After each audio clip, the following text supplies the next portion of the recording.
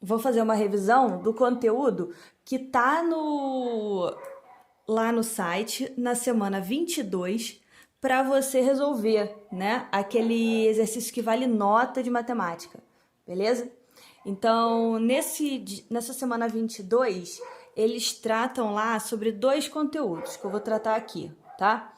Primeiro é a multiplicação por 10, 100, 1000, 10.000, 100.000 e assim vai, tá?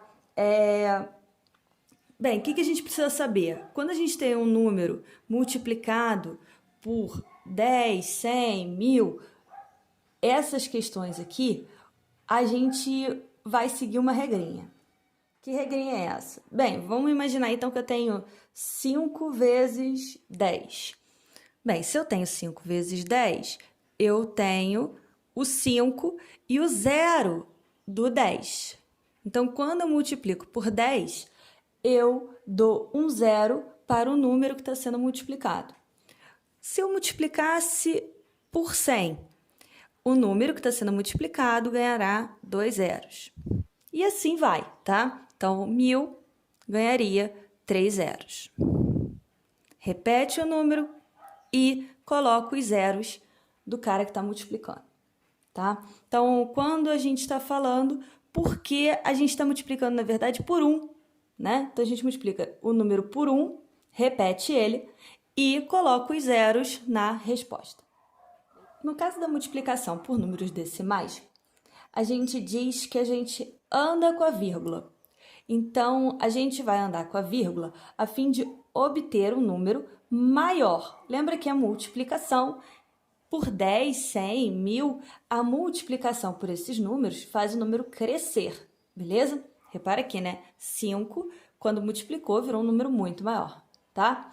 Então, aqui eu também vou virar um número maior, beleza? A gente vai olhar quantos zeros tem esse número. Tem um zero. Então, meu resultado na multiplicação precisa andar com essa vírgula uma casa para que o número cresça. Então, vai ficar o número 2 e o número 4, assim como eu repeti o número 5. E a gente vai andar uma casa. Uma casa com a vírgula significa que a vírgula sai daqui e vem para cá, ó, onde está o número 4. Beleza? Então, fica 24. Se eu multiplicasse por 100, eu ia agora andar não mais uma casa, mas duas casas, porque eu tenho 2 zeros. Então, eu ia pegar essa vírgula, ia fazer ela andar até o 4, ia ter que andar mais uma casa. Como não tem número, eu completo com 0. Mais um exemplo aí, ó. Quero multiplicar esse número por 10. Né? Então, meu objetivo ao multiplicar é andar com as casas, a vírgula, para a direita. O objetivo é aumentar o meu número, tá? Obtido. Então, como é por 10, 1, 0, eu vou andar uma casa. Então, a vírgula vai passar a ficar aqui, ó, entre o 0 e o 3.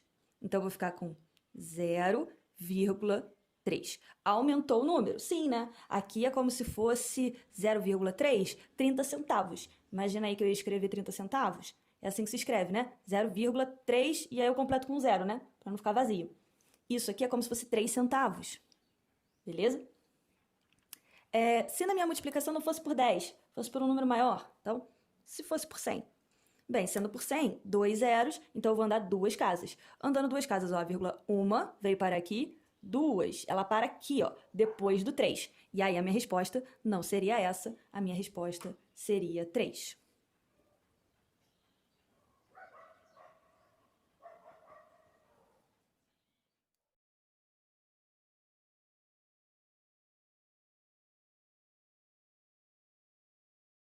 Acho que já dá para pensar o que vai acontecer, né?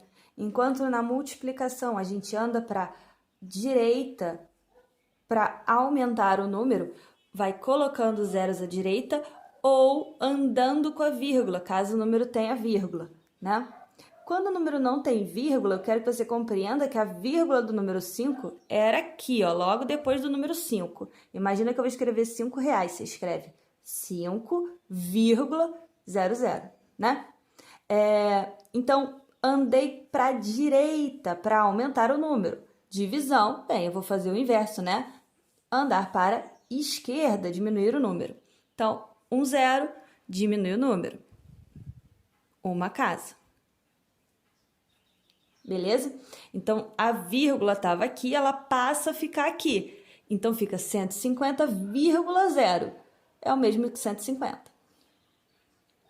Se eu quisesse dividir por 100, aí eu não tenho mais 2 zeros, porque eu vou ter 2 casas para andar. Agora, eu só vou ter o número 15.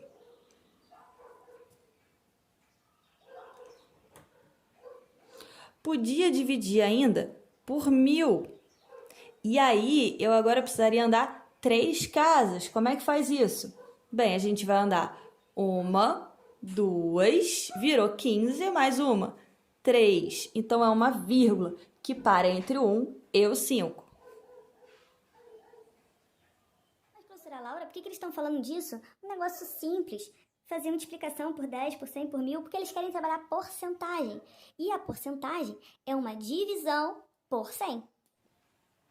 Na porcentagem, a gente tem primeiro que pensar que toda vez que ele me der um número, esse número, se ele for o resultado total, ele representa 100%, tá?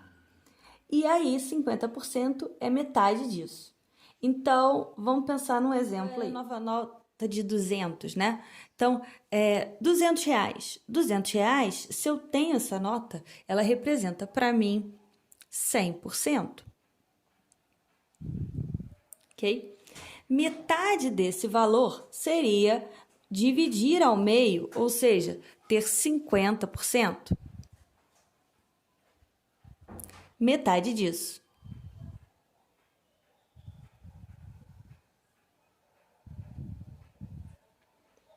Ainda posso pensar que eu quero metade disso, que seria metade de 50.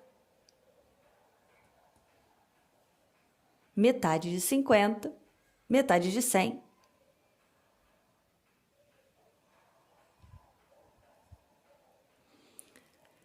Posso fazer também metade disso? Claro que posso, né? Mas posso também pensar daqui em 10%.